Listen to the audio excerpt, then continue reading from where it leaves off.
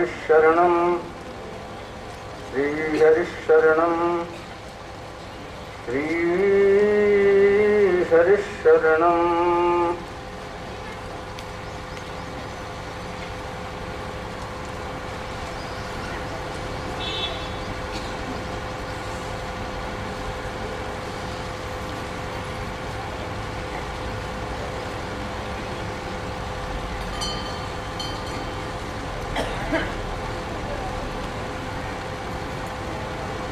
नारायण, कल की कथा में श्री उद्धव जी का ब्रजगमन,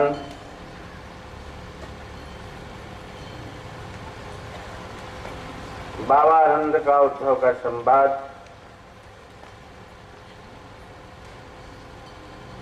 उद्धव गोपी संवाद, भ्रमर गीत और उद्धव जी का मथुरा में प्रत्यागमन तक चर्चा हुई थी।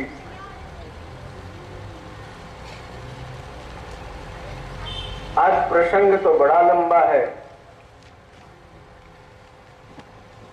और बहुत ही विचार योग्य प्रसंग है सब, लेकिन ठाकुर जी क्या करेंगे, कहाँ तक करवाएंगे, कैसे करेंगे वो ही जाने। समय तो अब बहुत कम है। आगे भगवान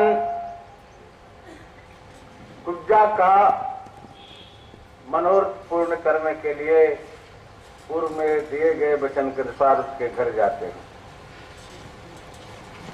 अक्रूर के घर जाते हैं कि अक्रूर से भी पहले कहा था, अक्रूर ने प्रार्थना किया था अपने घर ले जाने के लिए, तो कहा पहले मामा कंस से राम राम कर लें तो काका फिर चलेंगे।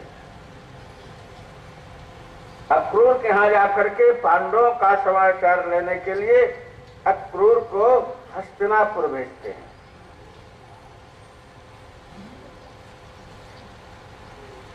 नारायण, अक्रूर हस्तिनापुर जाते हैं और वहां का पूरा वृत्तांत लेते हैं। धृतराष्ट्र से बातचीत करते हैं और अक्रूर पुनः मधुपुरी आ जाते हैं।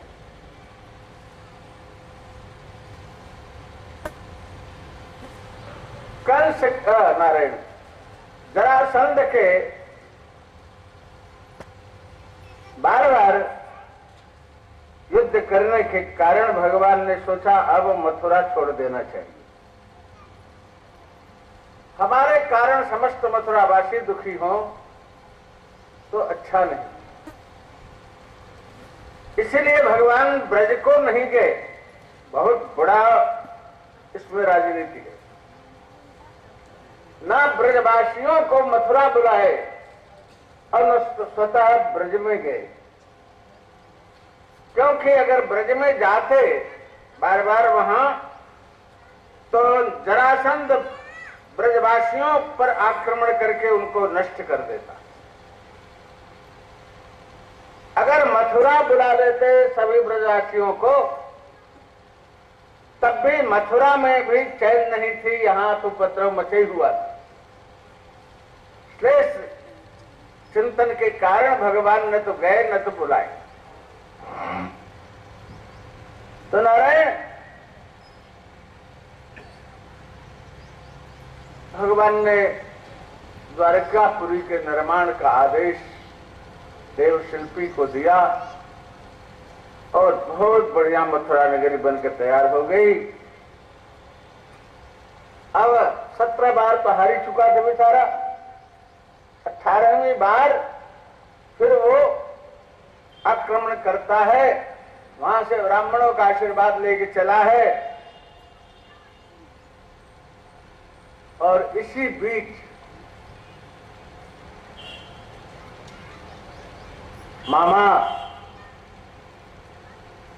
मामा लोग भी बड़े विलक्षण होते हैं। कंस मामा को तो सुन ही रहे हैं।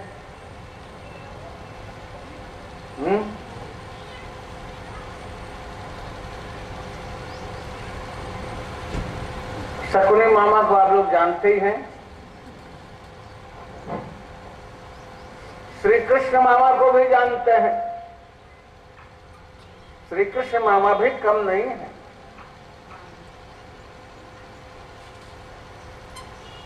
अभिमन्यु के संबंध में सभी बातें करते रहे, लेकिन ये नहीं कहा कि अभिमन्यु का जीवन बहुत कम है। एक दिन सारे सेना पर ये भारी पड़ेगा, अमुक होगा अमुक होगा, ये सब बखान तो करते रहे, इतिहास इसको याद करेगा, लेकिन कोई समझता नहीं था। वही समझते थे अभिमन्यु को षड्यंत्र से पांडव कौरवों ने मार दिया। शल्य मामा को आप लोग जानते हैं। शल्य पांडवों की माता माद्री का भाई था। अब यही जो है, माने माद्री भी हुआ है एक प्रकार से,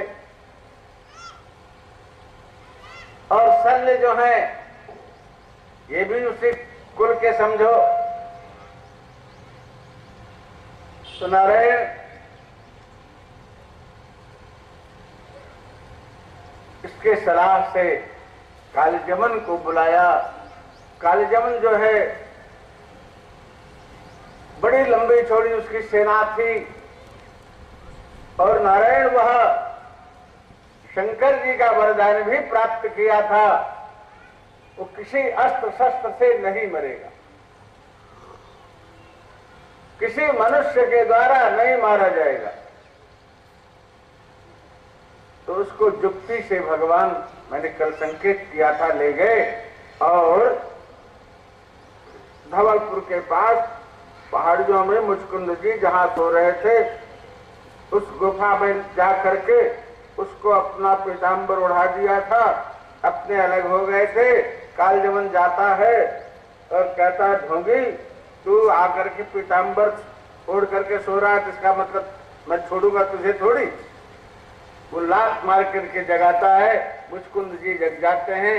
मुचकुंद जी की दृष्टि पड़ते ही वो शांत हो जाता है, भस्म हो जाता है।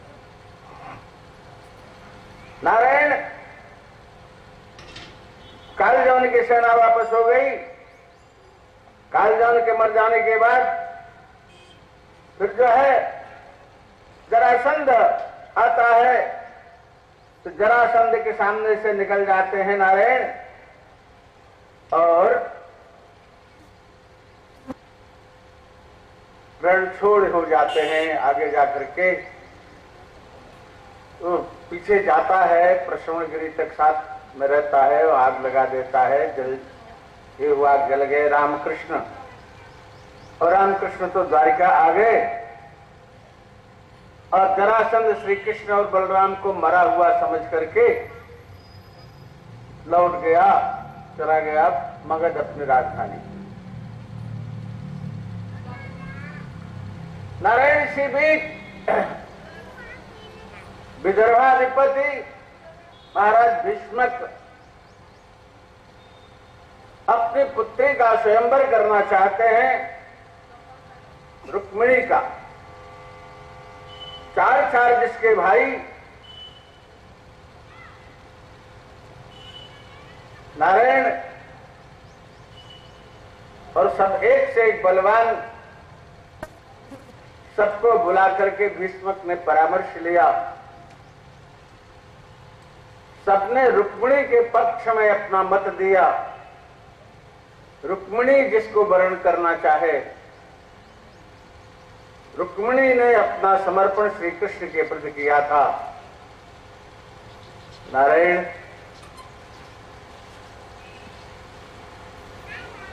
परंतु रुक्मिणी जो है वो श्री कृष्ण से द्वेष करता था। क्यों? चंडाल चौकड़ी में लगा हुआ था ना। चंडाल चौकड़ी में कौन थे? रुक्मिणी, शिशुपाल, जरासंध और शल्य, ये चंडाल चौकड़ी में थे। नारायण रुक्मिणी ने अंत में बलात् कहा, शिशुपाल के संग विवाह होगा, एक राजनैतिक संबंध भी होगा और मांगलिक संबंध भी होगा, श्री कृष्ण के साथ नहीं। तैयारी हो गई, सूचना चली गई, जरासंध शिशुपाल को लेकर के बारात सज धज करके आ भी गया, विवाह निश्चित हो गया था। रुक्मिणी महारानी अब क्या करें? पिता चाहते श्री कृष्ण से विवाह हो, माता चाहती श्री कृष्ण से विवाह हो, तीनों भाई चाहते हैं, चारों भाभियां चाहती हैं श्री कृष्ण से विवाह हो, केवल दुष्ट रुक्मी ही नहीं चाहता।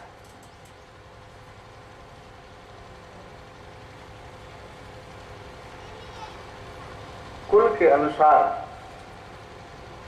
मैंने शायद संकेत किया भी था, जयोरेव कुलम वित्तम जयोरेव समंकुलम तयोर मैत्री विवाहश्च ऋतुपुष्ट विपुष्टयो। जिन दोनों का कुल समान हो, जिन दोनों का वित्त समान हो, उन्हीं दोनों का आपस में विवाह आदि संबंध, मैत्री संबंध पुष्ट होता है, और कम ज्यादा रहे तो नहीं होता भैया, कलह होती। अब कलह यहां भी हो गया। और रुक्मिणी के महान धार्मिक पिता भीष्मक सहित सभी लोग धार्मिक, सब श्री कृष्ण में श्रद्धा रखने वाले, और नारायण रुक्मिणी और शिशुपाल का संबंध कैसे हो, सोच करके रुक्मिणी ने तो अपना समर्पण भगवान से किया था। उसने ब्राह्मण को संदेश लिख करके भेजा श्री कृष्ण के पास। रुक्मिणी ने भगवान के गुण को सुना था, देखा नहीं था, स्वतः लिखते हैं, श्रुत्वा गुणान् भुवन सुंदर शृण्वतां ते निर्विश्य कर्ण बिभरैर्हरतांगतापम् रूपम दृशाम दृश्मताम अखिलार्थलाभम् त्वय्यच्युताभृशत चेत्तम पत्रपम् मे।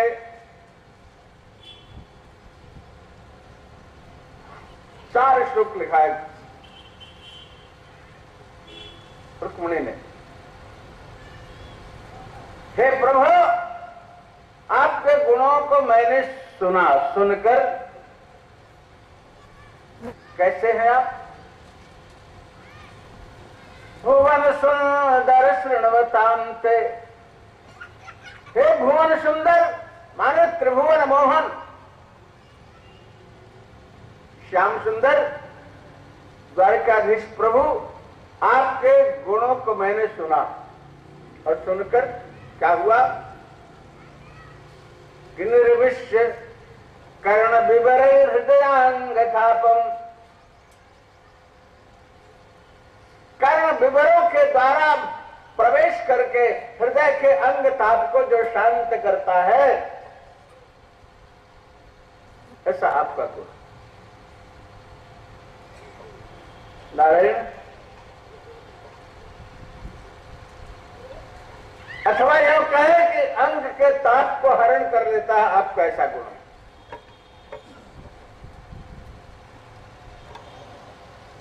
निर्विश्य कर्ण बिभरैर्हृदयाङ्गतापम्, और आपका रूप कैसा?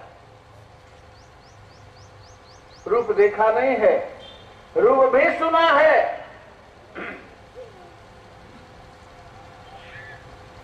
कहती हैं कि रूपम दृशाम दृशिमताम अखिलार्थलाभम्, आपका रूप दृश्यमताम माने दृष्टि वालों के लिए समस्त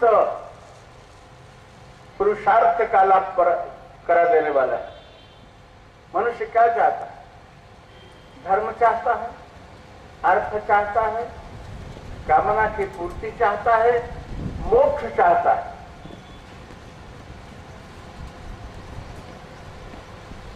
तो रुक्मिणी महारानी कह रही हैं कि आपका रूप जीवों को चतुर्विध पुरुषार्थ प्रदान करता है, और यहां तक कह देती हैं, हम भी उसमें जोड़ दे रहे हैं कि प्रेम रूप पंचम पुरुषार्थ भी पद प्रदान कर देता है आपका रूप।